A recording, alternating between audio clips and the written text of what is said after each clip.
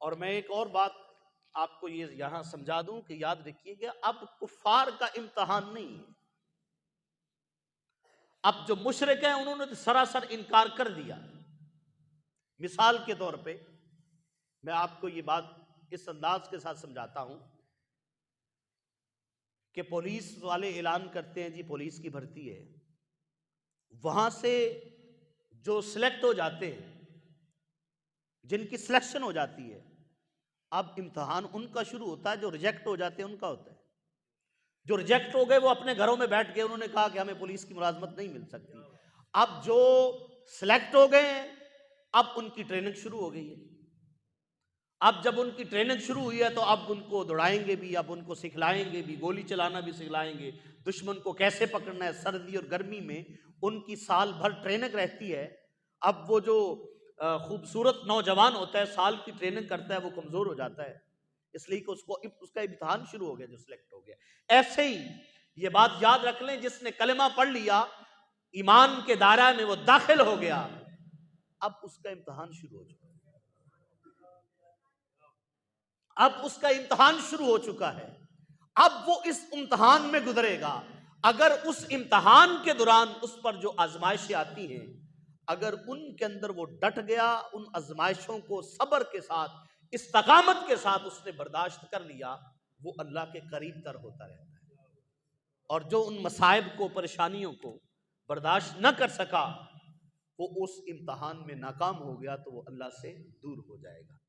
اب عذاب جو ہے اجتماعی طور پر، مجموعی طور پر جو عذاب ہے وہ صرف ہم رسول اللہ کے صدقے سے بچے ہوئے.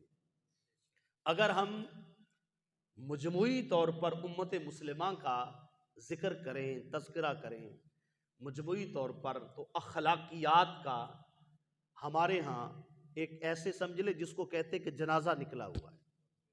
ہر لحاظ سے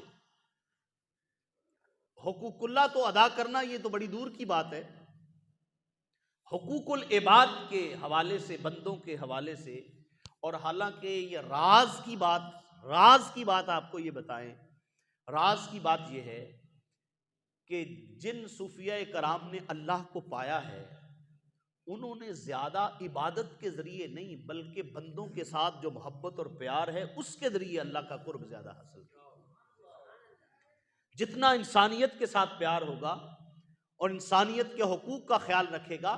آج آپ دیکھیں گے کہ بزرگان دین کے جو مزارات ہیں یا ان کے آستانے ہوا کرتے تھے، وہاں ہر قسم کا آدمی آتا اور اخلاقیات کا وہ اعلیٰ معیار بزرگوں کے پاس ہوتا تھا. جو بھی آتا، جس قسم کا آتا، تو ان کو سینے سے لگاتے. اپنے اخلاق کے ذریعے انہوں نے اسلام کو پھیلایا ہے. اور اخلاق کے ذریعے بھی، اور یہ ہمارے ہاں یہ بھی ایک انسان جو کنسپٹ پایا جاتا ہے یہ بھی غلط ہے. بعض اوقات صرف اسی پہ زور دیا جاتا ہے کہ اخلاق سے اسلام پھیلا ہے. نہیں، دونوں چیزوں سے پھیلا، اخلاق سے بھی پھیلا ہے اور تلوار سے بھی پھیلا ہے. جہاں تلوار کی ضرورت پڑی تو وہاں میرے آقا نے بھی تلوار اٹھائی، حالانکہ رحمت للعالمین.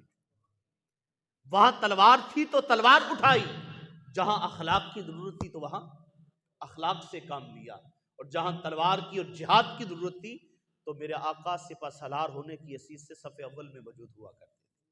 تو یہ اسلام کے ایک دو پہلو ہیں. تو ان چیزوں کو بھی ایک بطور دینی تعلیمات کے